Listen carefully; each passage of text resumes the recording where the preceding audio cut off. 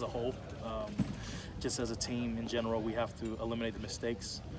Last year, Florida didn't beat us. We really beat ourselves out there. You watch the film.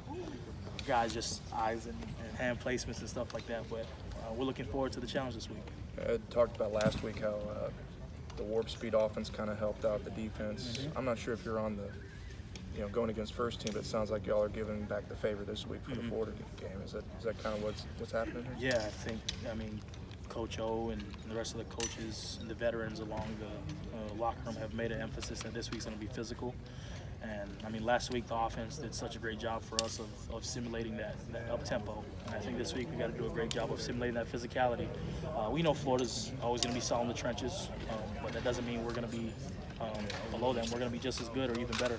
And so we just got to simulate that this week. Is this a game that always tends to be a little bit chippier than most? Yeah, I mean, we don't like them, they don't like us, but I mean, it is what it is. You can't avoid the white line in between. Did it kind of talk to you guys about trying not to get into that stuff? Yeah, definitely. I think you don't want to put too much mental exertion into that kind of stuff. I think it'll really exert all the energy you kind of put into the game physically before you even get on the field. And I think if we just continue to just focus on us and focus on the brand of LSU and doing what we got to do, I think this will be good. So both Caleb and Jacoby have kind of told stories of some athletic stuff Tyler Shelvin could do. And for a big guy, I mean, Okay. Did he jump to mind for you? Like Tyler Shelvin? Yeah. Yeah, Tyler's athletic. I mean, he does this thing with his stomach. I don't know if that counts as athletic, but he does kind of like this wave runner with his stomach. To me, that's athletic. I mean, not a lot of 350-pounders can do that. I mean, of course, everybody's seen that backflip in the pool. But, yeah, he's a pretty athletic dude. I mean, he's a guy that it feels like his weight is just constantly brought up whenever people bring him up. I mean, how does he respond to that? Like, what's his sense of feeling? Tyler just, he's kind of like a quiet person, unless he's really comfortable around you.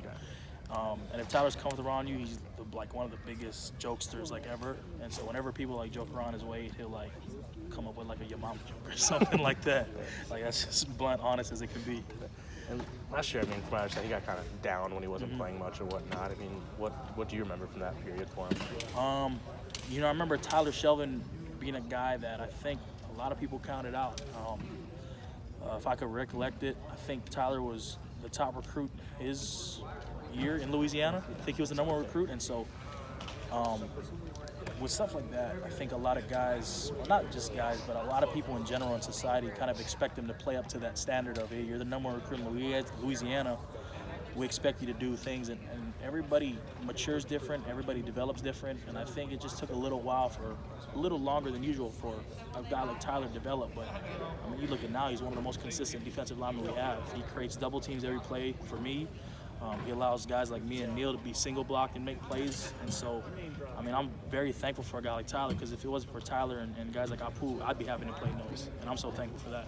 I mean, how much of a difference, through the past couple of games, you didn't kind of specifically notice it there, but how is he taking it on himself in the game? His energy, I mean, for a big guy, usually big guys you can hear him huffing and puffing, but we're on the line, and like I talk about communication within the defensive line, Tyler's out there calling out their plays. He's saying, split zone, hey, watch the cutoff coming this way, or rally, there's a tight end coming back to block you, Breiden, be alert for that. He's calling that out as a nose guard.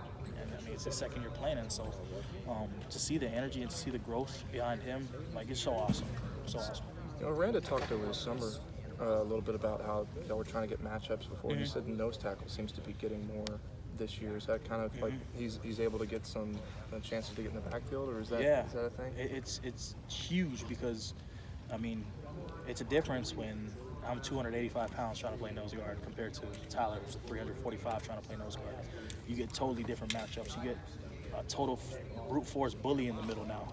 Now you can create power in the middle and allow your guys with speed to work off the edges. Now you have a guy like Caleb who can actually get a one-on-one with a tackle.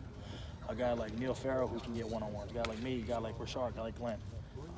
But Tyler and guys like Apu, big brute force bullies like that, it creates a lot of things that people don't see. For them, just having a double team really helps us out a lot.